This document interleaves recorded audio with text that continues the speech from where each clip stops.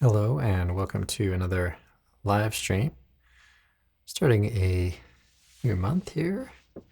And so a new tune. So it's October 3rd, 2022 today. And so we're going to start working on Fly Me to the Moon by Bart Howard. And this is a tune that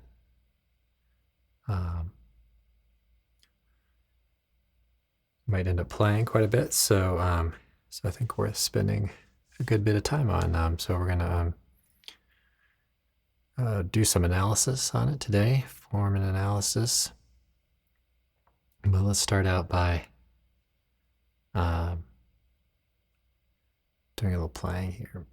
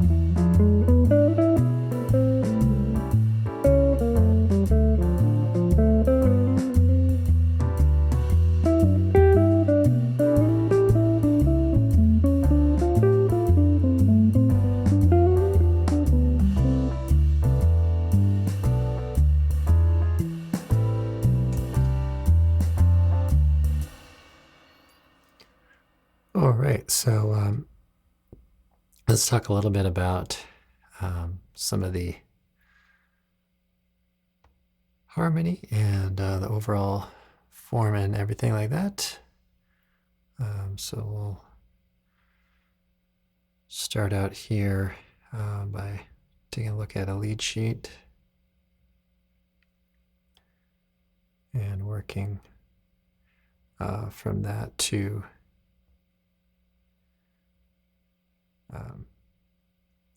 some analysis and to understand the form and everything.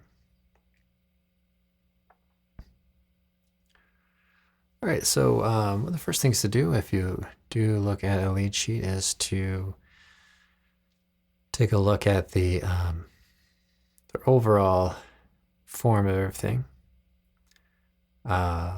So we have, you can see we end on C, so you might take a look at the beginning.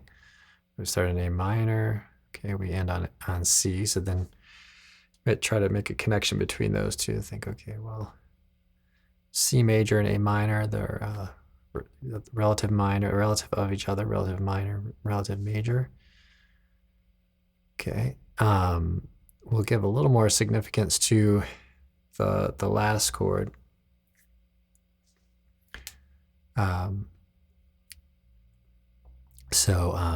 And then we'll take a look through the, or at least when establishing kind of the key area. So we can see we're likely in the key of C here, and we start on the relative minor.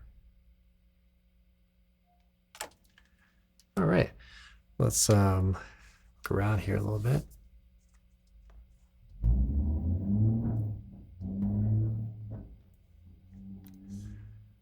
Okay, so A minor, we have the 6th chord, D minor would be the 2, and then a 5, and then a 1. Okay, so looking at like that, A minor 7, D minor, G7, and C major 7 there.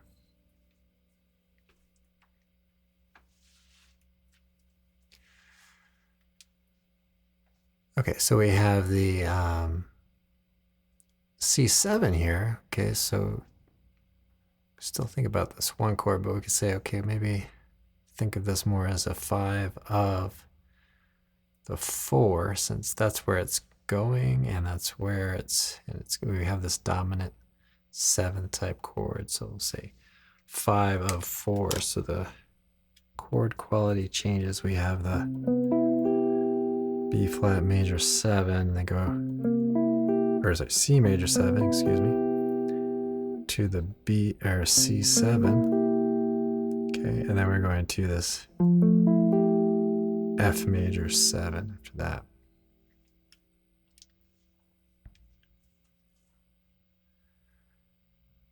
Okay, then we have the 7.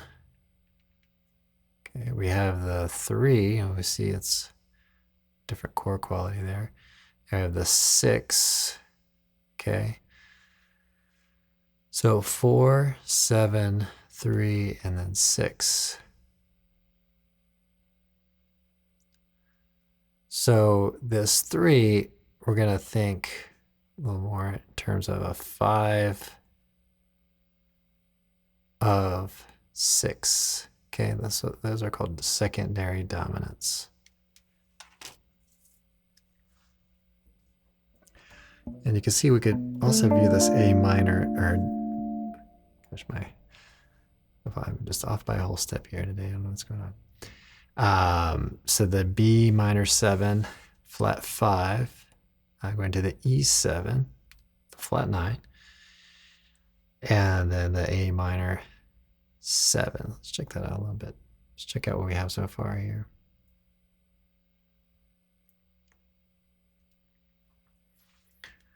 Okay, so A minor 7, we're saying that's the 6. Okay, D minor, 2, 5, 1, and then we have 5 of 4. Okay, and then we're going to have this is really going to end up being a 2, 5, and then a 1.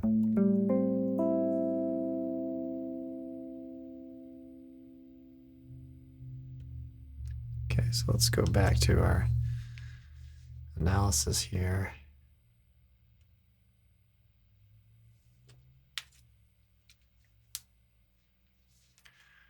Okay, so we can really call this a two chord, this B minor 755. So 2, 5, 1, and A minor, so relative minor. Okay, A7, so we say, okay, well, it's a 6 major, it's dominant. We could also say, okay, this is a 5 of the 2 chord because it goes to the 2 chord, and that's what we expect.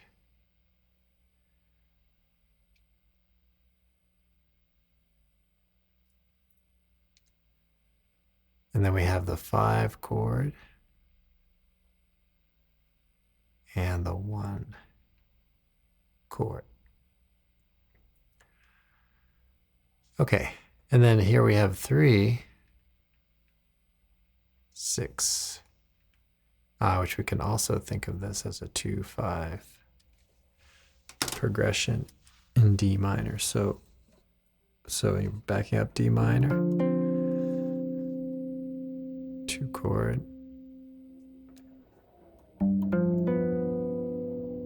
G7, 5 chord, C major 7. Okay, and then we get the 2, 5 going back to the D minor.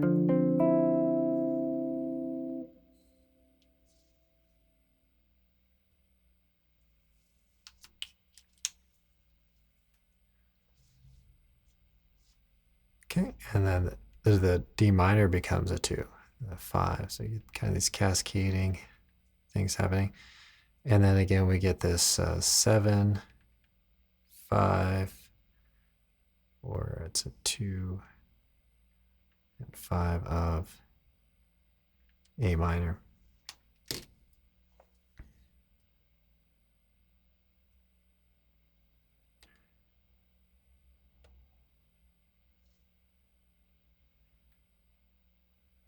Okay, so let's take a little break to do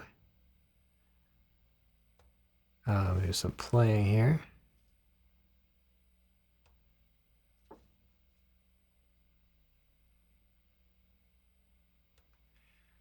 And let's see.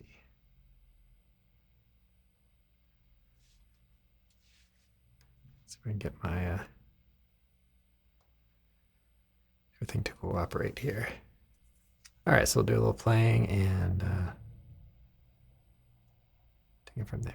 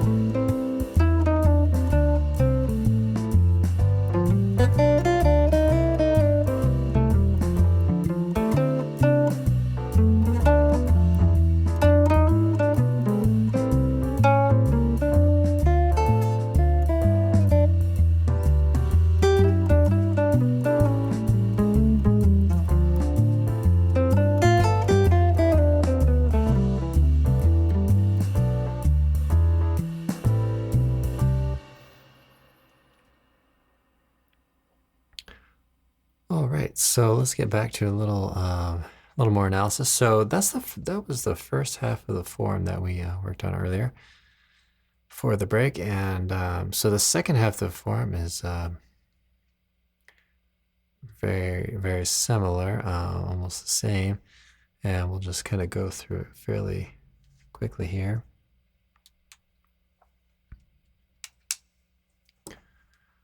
All right, and just some lessons to learn as we go through this.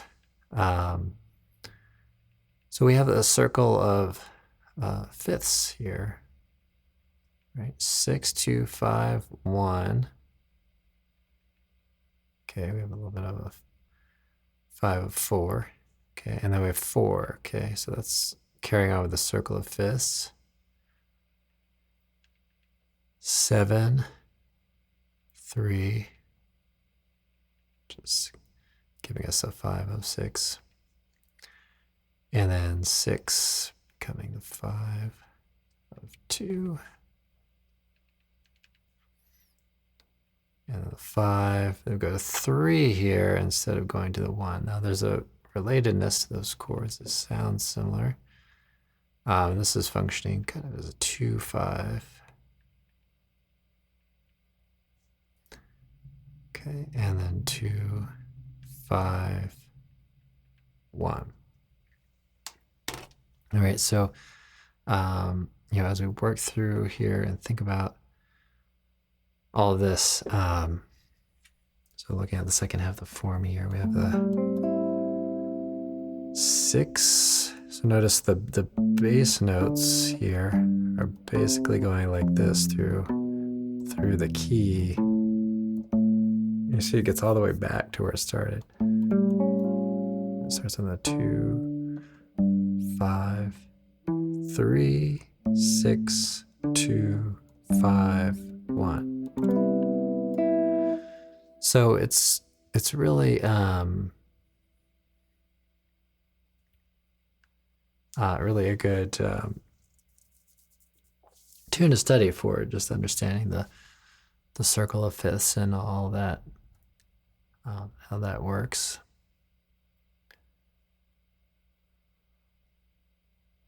All right, so we'll do a little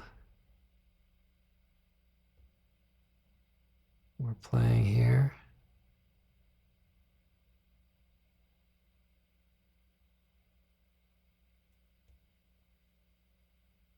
Had some things kind of all mapped out, and then they were working, and now they're not working. So I'm not sure what's going on there.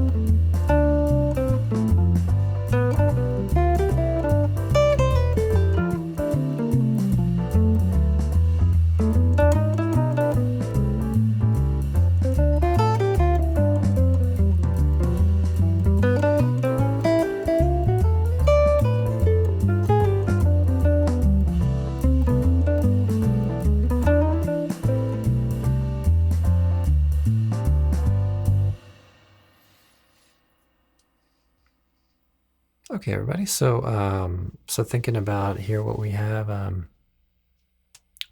in is that sometimes you can think of the forms in different ways of dividing it up, but you could think about it as an A and a B that are fairly similar.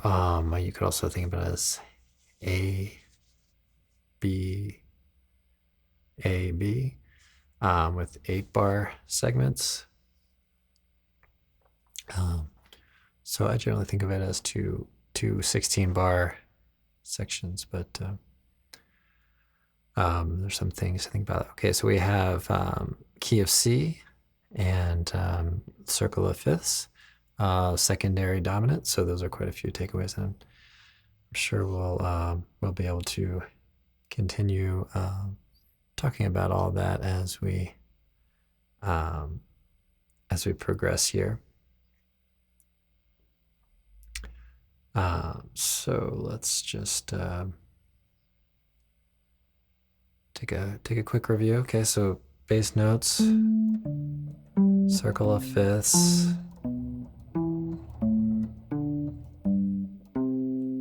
really goes all the way there, right? Okay, so really good study in the circle of fifths and chord qualities, secondary dominance. We have a 5/2, we have 5/4, 5/6. All right, everybody. Well, thanks so much for checking this out, and we'll be back should be back with another one tomorrow. And let me know if you have any comments or questions. Have a great practice session.